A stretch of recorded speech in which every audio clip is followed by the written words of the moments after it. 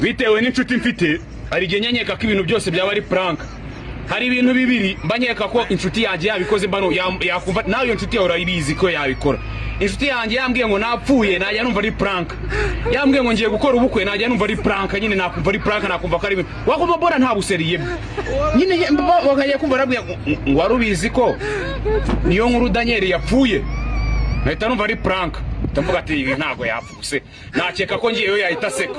Mentoring iyo nshuti yawe wakumva ko usanze yapfuye ukajya ukavuga ati ningera yaraseka uko biri kose. Iyo nshuti ya imentoring ibwati wewe wapfuye ntago nabyemera, cyereka twapfanye nibwo nabyemera. Iyo nshuti yawe imentoring ibwire ngo ese wiriwe, nikubwira ngo yego ibwire ngo urabeshya ntabwo wiriwe. Ibyo bintu ntago ari ibyawe byihorere, ibyo bintu byihorere. Iyo nshuti yanjye niyo yarwaye ntago mbyizera, bisaba ko ibanze kanihira nka gatanu bavuga ati umuvandimwe ashobora kuba yarwaye ko inshuti yohereze kano kavuga ibwire ngo yisashimwe.